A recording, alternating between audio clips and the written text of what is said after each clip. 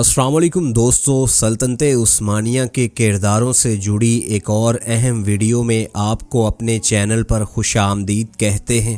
تاریخ ہمیشہ منصف نہیں رہی۔ کچھ عظیم کردار ایسے بھی ہیں جنہوں نے سلطنتوں کی بنیادوں کو مضبوط کیا تھا، مگر خود تاریخ کے صفحات میں گمنام رہ گئے۔ ایسا ہی ایک ستارہ جسے بہت کم بیان کیا گیا، اس کا نام شہزادہ علاؤالدین علی بے ہے، جو بانی سلطنت عثمانیہ عثمان بے کے فرزند سلطان اورحان غازی کے بھائی اور سلطنت عثمانیہ کے پہلے باقاعدہ وزیر تھے۔ علاؤالدین علی بے صرف ایک شہزادہ نہیں بلکہ عقل، تدبر، وفاداری اور قربانی کی اعلیٰ مثال تھے۔ شہزادہ علاؤالدین علی بے نے کبھی اقتدار یا تخت کی خواہش نہیں کی، بلکہ اپنی ذہانت اور خلوص سے سلطان اورحان بے کے لیے سلطنت کے معاملات کو آسان سے آسان تر بنا دیا۔ آج کی اس مختصر مگر معلوماتی ویڈیو میں ہم علاؤالدین علی بے کی زندگی کے ان پہلوؤں کو اجاگر کریں گے جنہیں تاریخ نے نظر انداز کر دیا۔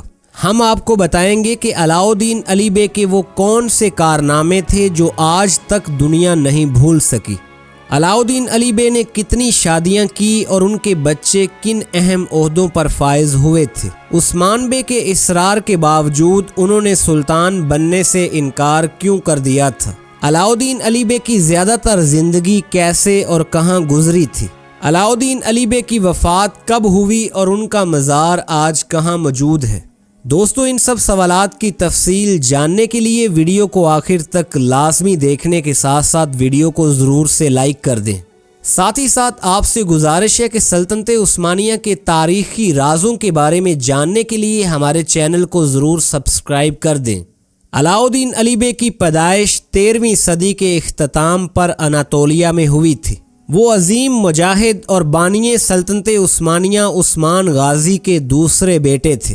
بچپن ہی سے علاؤالدین علی بے میں غیر معمولی سنجیدگی، گہری سوچ اور ذمہ داری کا احساس نمایاں تھا۔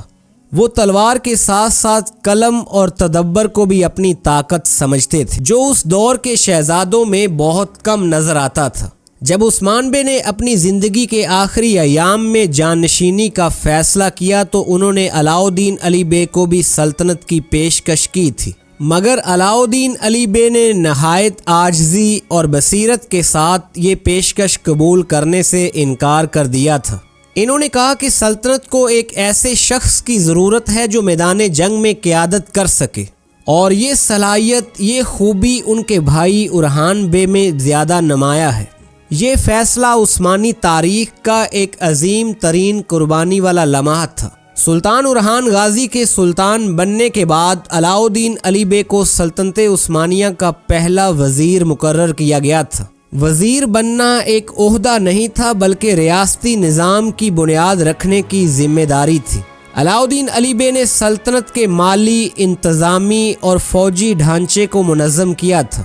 علاؤالدین علی بے نے اورحان بے کو یہ مشورہ دیا تھا کہ وہ ایک باقاعدہ منظم فوج کا نظام قائم کریں۔ ساتھ ہی ساتھ عثمانی فوج کے لیے باقاعدہ وردی، تنخواہ اور نظم و ضبط کا تصور بھی علاؤالدین علی بے نے پیش کیا تھا۔ علاؤالدین علی بے نے فوج کو صرف طاقت نہیں بلکہ نظم و قانون بھی سکھایا تھا۔ انہوں نے یہ اصول قائم کیے کہ فوج ریاست کی خدمت کرے گی، نہ کہ ریاست فوج کی غلام ہوگی۔ علاؤالدین علی بے کی اسی پالیسی نے بعد میں عثمانی فوج کو دنیا کی مضبوط ترین فوجوں میں شامل کر دیا تھا۔ جہاں تک ان کی ذاتی زندگی کا تعلق ہے، علاؤالدین علی بے نے سادہ زندگی کو ترجیح دی تھی۔ انہوں نے چند شادیاں کی اور ان کے بیٹے بھی سلطنت کے اہم عہدوں تک پہنچے تھے۔ خاص طور پر ان کی نسل نے عثمانی ریاست کے انتظامی اور فوجی شعبوں میں نمایاں کردار ادا کیا تھا، مگر خود علاؤالدین علی بے ہمیشہ پردے کے پیچھے رہ کر کام کرتے رہے تھے۔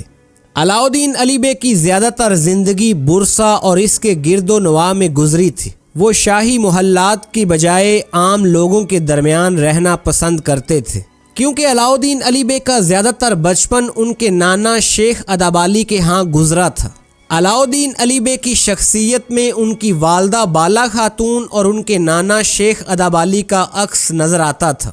انہیں عوام کے مسائل سننا، علماء سے مشورہ کرنا اور ریاست کے لیے عملی فیصلے کرنا زیادہ پسند تھا۔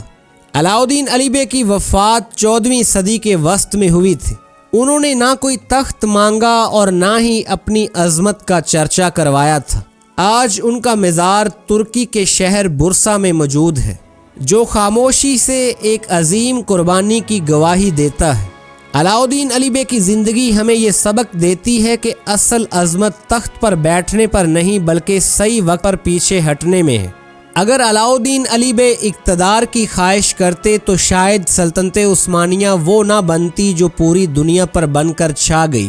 دوستو، آپ کو علاؤدین علی بے کا کردار کیسا لگتا ہے؟ کامنٹ باکس میں ضرور بتائیے گا۔